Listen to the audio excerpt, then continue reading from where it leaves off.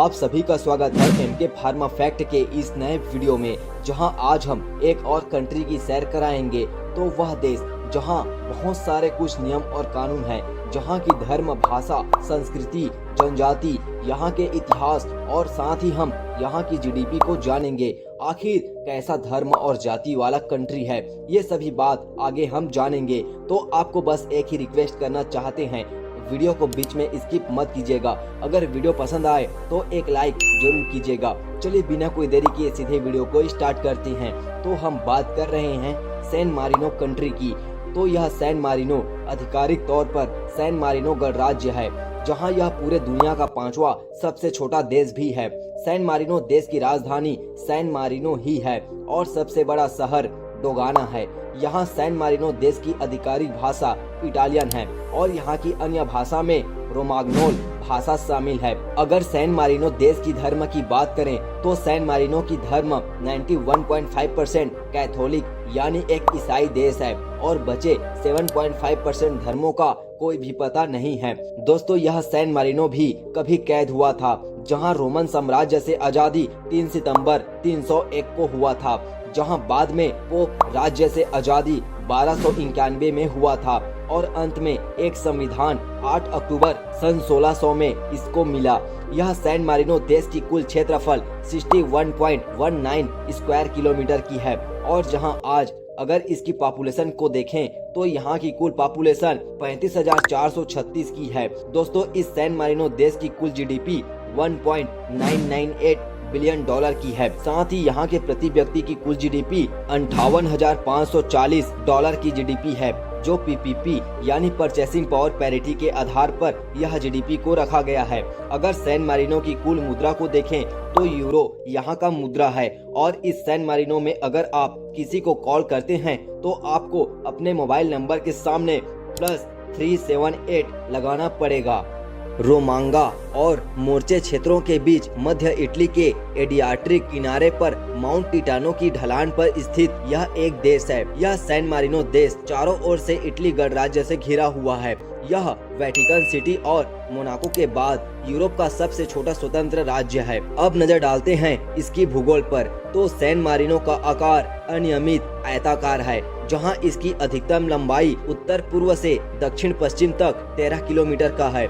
इस देश में मारानो और औसा धाराएं इसे पार करती है, जो एडियाट्रिक सागर में बहती है। दोस्तों, सैन मारिनो देश की जलवायु हल्की और समशीतोष्ण प्रकार की है।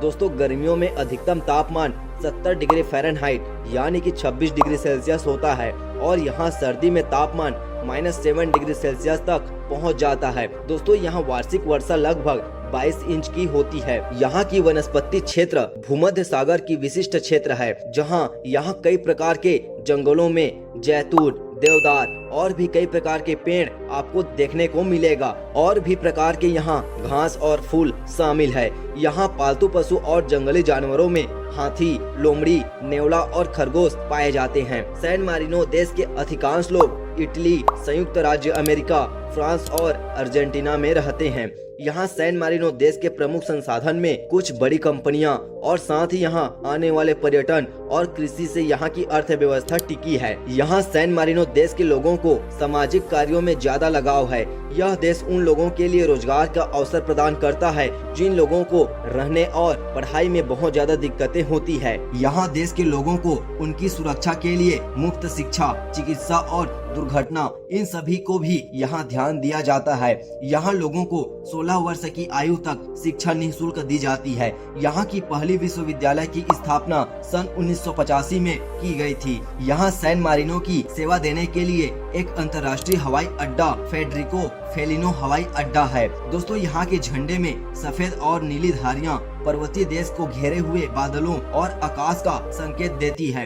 राष्ट्रीय काकेड में इन रंगों का पहला उपयोग 12 फरवरी 1797 को हुआ था। द्वितीय विश्व युद्ध में जर्मन सेनाओं ने थोड़े समय के लिए सैन मारिनो पर कब्जा कर लिया, जहां 1944 में सैन मारिनो की लड़ाई ने उन्हें बाहर कर दिया। दोस्तों, यह सैन मारिनो ने सन 2008 के बाद से विश्व कप और यूरोपीय चैंपियनशिप क्वालिफाई मैचों में एक भी मैच नहीं हारे हैं और टोक्यो ओलंपिक 2020 ग्रीष्म काल में अपना पहला पदक जीता था, जहां एक निशानेबाजी और दूसरा कुश्ती है। दोस्तों यह सैन मारिनो ओलंपिक पदक जीतने वाला सबसे छोटा देश भी है। दोस्तों यह सैन मारिनो देश एक दक्षिण यूरोपीय देश है। यहाँ एक ट्रेन रिमिनी से सैन मारिनो तक जाती थी, जहां दुर्भाग्यवश द्वितीय विश्व युद्ध के बाद इसको बर्बाद कर दिया गया और इसका पुनर्निर्माण नहीं किया गया और अब आप यहाँ कार से जा सकते हो। दोस्तों यह सैन मारिनो यूरोपीय संघ का सदस्य नहीं है, लेकिन यह यूरो को अपनी मुद्रा के रूप में चलाता है। यह सैन मारिनो यूरोपीय देशों में सबसे कम ट्रेवल किए जाने वाला जगह भी है, जहां हर साल केवल 60,000 पर्यटक ही यहां घूमने आते हैं। यहां माउंट टिटानो के रास्ते आपको थका देंगे और सैन मारिनो में इसे अवश्य करना चाहिए। यहाँ का सेस्ता टावर प्राचीन हथियारों का संग्रहालय भी है, जहाँ मध्यकाल के हजारों हथियार यहाँ पड़े हैं। यहाँ सैन मारिनो में 3 मीनार है, जिसमें गुइटा, सेस्टा और मोंटेला मीनार है। इस सैन मारिनो देश में कोई भी समुद्री तट रेखा नहीं है। यहाँ सैन मारिनो देश के लोगों के पास कार की संख्या कहीं अधिक है। इस देश में 1600 के दशक से ही डाक प्रणाली की चलन रही है।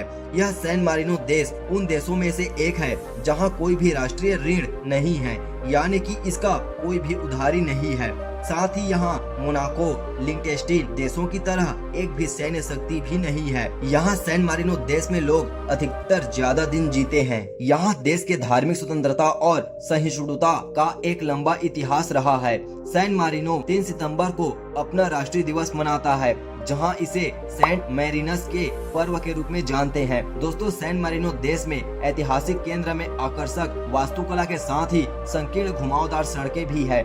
यहाँ की एक टावर गुवेटा, जिसे 1970 के दशक तक जेल के रूप में इस्तेमाल भी किया गया है। यहाँ की राष्ट्रीय गान को इनो नाजियोनेल डेला रिपब्लिक के नाम से जाना जाता है। दोस्तों अब हम बात करते हैं यहाँ के कुछ टूरिज्म प्लेस की, जहाँ अगर आप सैन मारिनो जाते हो तो इन जगहों को आपको मिस नहीं करना चाहिए।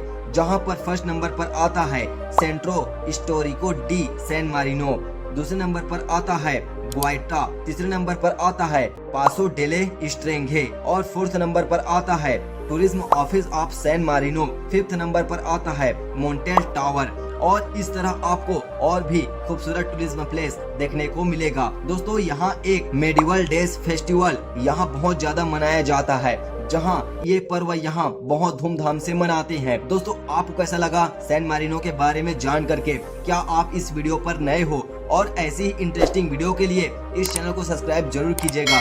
और हम आपको एक और शानदार कंट्री को लेकर के जल्द ही मिलेंगे। चलिए मिलते हैं नेक्स्ट वीडियो में। जय हिंद, जय भारत, जय छत्तीसगढ़।